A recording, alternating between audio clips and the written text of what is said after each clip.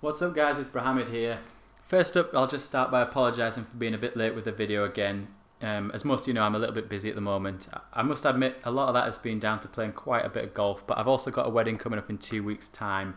And that leads me on to tell you that I probably won't be putting out any videos in 2 weeks' time. For obvious reasons, I'll be on honeymoon. I'm actually going to Colorado, so if any of you guys live in Colorado, then feel free to leave me a message in the comments and tell me the best places to go and eat, things like that. Anyway, on with the recap, and first a bit of good news.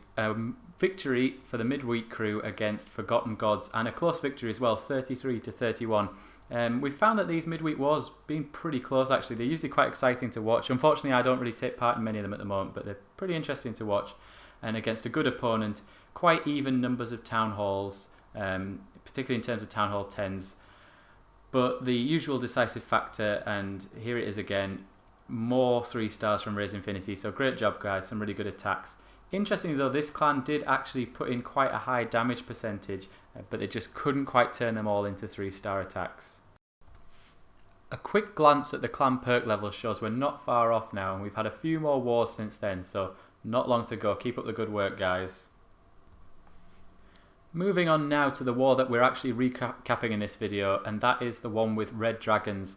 Red Dragons is a clan we've actually fought before, and I think last time we gave them a pretty sound beating. But this time they came back with more Town Hall 10s and put up much more of a fight, and unfortunately the result was our first ever draw. As you can see, we just didn't have a great week. We racked up more lost attacks than we did 3 stars, which is very unusual for us. We didn't have a bad average damage percentage, but we just weren't converting those into 3 stars. I think overall we were a little bit unlucky that so many people had a bad week at the same time. If we take a quick look at the war events, you can see that JD just clinched the draw at the end, so it was pretty exciting, and the opposition actually had a great chance to win it but couldn't get the extra star that they needed. In terms of war performance, no one really excelled, but shout out to Jim and Mealy Pudding, who both brought home 6 stars for us. So on that note, let's start with a Mealy Pudding attack, and of course it's Mealy Pudding, so it's Valkyries. Mealy Pudding chose to attack this southern teaser type base. It's pretty much maxed out in terms of defences. It's got a good level king and queen and some high level walls in the centre there. I think at this stage most of us would agree that southern teasers don't make the best war bases, but there's a few specific weaknesses that Mealy Pudding is going to exploit to make this attack work. Firstly, the clan castle's pretty easily lured from the top there. Secondly, with it being a southern teaser, the walls are compact at the top and one jump spell is going to allow him a lot of access. Thirdly, the king and queen are both in the centre, and that's going to help to draw the Valkyries in and destroy the core. Fourthly, we can pretty much guess where the hidden Teslas are. They're going to be around the town hall. And fifthly, we can pretty much guess where the giant bombs are going to be. They'll be in the southern teaser part of the base. So let's take a look at how Mealy Pudding exploits all these factors. Firstly, he's going to get his lure in the north there, where he's easily in range of the clan castle if he attacks those cannons and archer towers. Once he's got the clan castle out, and I like the way he uses a hog to make sure he gets absolutely everything out in case there's a balloon, he's going to take it up to the north there. What he's done is destroyed the 2 archer towers, and so he's not going to be under too much pressure from defences while he takes out the clan castle troops.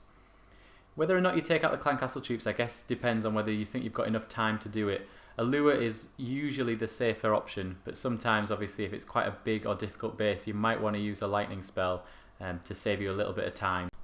Now that his witches, wizards and queen have taken out the defensive clan castle, he drops in his golem, and I like the way he offsets his wall breakers there so that splash damage doesn't kill them. At this stage it's all about the funnel, and you can see the kill squad has created one side of it while those wizards have created the others. That lets him drop in his Valkyries, and a single jump spell is going to give him access to that side area there and to the core. With Valkyries, it's pretty important that you get your heal spell and your raging quite early, and you can see Mealy Pudding is going to drop his in a minute, and that's a really good time to drop it because there's a ton of DPS in those Valkyries once all 4 Teslas pop. Then the rage goes down, and that's going to allow him to knock out the core and take out the heroes, and it's at this stage you can start to think about dropping in his hog riders. And here come the hogs now, a few from the right and quite a lot from the left. And as you can see, they're going to knock out the point defence, those mortars and the wizard towers, and even if they're destroyed by the giant bombs in the bottom, that's only going to leave 3 point defences left, and he's got all of his Valkyries still alive. So at this stage, it's pretty much over. In fact, I made a note at the start of this attack that it took 2 minutes and 11 seconds, so he really ripped through this base. And as you can see, he's got lots and lots of troops left for cleanup. In fact, I think most, if not all, of his Valkyries survived. So a really great attack there from Mealy Pudding. Thanks for that, and hopefully we can all learn something from that, because we can see that Valkyries really are a very powerful attacking unit if they're used correctly. So the next attack I want to show is Olav. And this week he's done a really good balloon attack. I think it might be the highest Town Hall 9 that we took out actually, so great job Olav. This base isn't that dissimilar from the last one we showed. It's another Southern Teaser type base with the compact walls in the north there and the sort of open bottom. It's one that we've seen hogged to great effect in the past, but this time Olav's going to go with balloons and lava hounds. Obviously Olav spotted the weakness in this base, which is that if you can get good access to that side area there, you can probably take out 2 of the air defences. So he's going to drop in his golem and use some wizards to create a funnel, a couple of wall breakers to give him access, and then those high level king and queen are going to go in and try to take out the air defences. In contrast to Mealy Pudding, you can see Olav's brought a lightning spell, which obviously is going to give him a little bit more time, but it's slightly more risky, but it can be very effective if it's used correctly. And you can see there he drops it down on the clan castle, taking out a lot of those troops. The king's dealt with a lot of the other ones, and then his queen's at the same time knocked out one of the air defences, and also usefully knocked out a wizard tower. You know, wizard towers do a lot of damage to balloons, so it's never a bad thing to take out a wizard tower. Unfortunately, she didn't get the other air defense, but it's still going to be a successful attack because he's got plenty of balloons, plenty of lava hounds, and he's got those rages to use as well. As you can see, Olav's got 3 lava hounds and 3 air defences to contend with, so he's not in bad shape at this stage. He's going with the tried and tested method of dropping in the balloons in a counterclockwise motion, which is going to draw them in towards the centre. And he drops in a great rage there, which takes his balloons quickly onto the air defence and onto that wizard tower. The real clincher of this raid though was the use of a rage in the centre there. As you can see, his balloons are contending with the air sweeper, but they've also got a huge amount of DPS from the upward point and expos, all of the hidden Teslas, and you've got the fact that those wizard towers are doing splash damage and taking out big groups of balloons all at once. As that core goes down, you can see his balloons coming in from the side there, taking out the last air defense. And what I love about this attack, and you can see it there, 2 balloons left and 1 rage spell. So he took out this almost maxed out Town Hall 9 with high level defences, high level king and queen, and pretty good walls without using all of his spells or all of his troops. So an absolutely fantastic attack, really well planned and really well executed. Great job, Olaf. Last up, we've got my cleanup attack with Hog Riders against this base, and as you can see there's a lot of space around the town hall and the clan castle, which pretty much suggests that the hidden Teslas and the giant bombs are going to be in there, and with it being a cleanup, had a pretty good idea that that was the case. I'm just showing you there the range of the clan castle, so it's not the most difficult lure. You've got those cannons off to the side which are going to give me a good opportunity to get the lure, and then the king and queen are both in the bottom there, so it's kind of obvious at this stage that you're going to want to get in there, take out the clan castle, take out the king and queen, and if you can take out those air defences, there's almost no chance that your hogs are going to jump in en route to get the expos. Instead they're going to go round.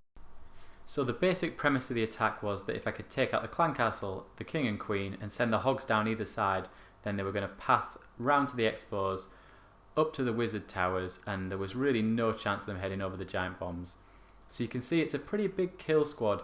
What I want to do is open up this whole bottom section here, knock out the point defences, take out the king and queen, take out the clan castle. So I felt like it was worth investing quite a lot in that. I used a balloon to take out that bottom cannon just to protect my wizards a little bit better because there was no air defences in range. And for the first time, I think ever, I used a zap to take out the clan castle. Well, that might not be true, but for the first time since I stopped using go wipe all the time. You can see there the king and queen go down pretty easily. And I'm starting to take out those air defences. At that point it's a simple 2-finger drop with the hogs, and they're going to go up either side. I've got 3 heals, and the heal spots might as well be spelt out for me. 1 either side above the expos, covering the giant bombs just in case I catch the edge of them, and also covering those hidden Teslas. That's where the hogs are going to spend most of their time. And then the last one, as the hogs come back together in the centre, over that big group of defences there, where again they're going to spend a lot of time. And then as the heal expires, all that's left really that's going to hurt the hogs are the 2 archer towers, and they're going to quickly make their way there and take those out as well. So at that point it's pretty much already into cleanup, and I think if there's been a theme this week, it was probably quick attacks. We had Mealy Pudding's very fast attack earlier, and we had Olaf taking out that base without even using all of his troops and spells, and then my attack I think clocked in at 1 minute 49, so you can see obviously the advantage of using a lightning spell to take out the clan castle in terms of speed, and also we know that hogs are a very fast troop. Thanks to everyone who took part in the war, thanks to those who contributed the replays, and thanks to you guys for watching. Until next time, Raze on.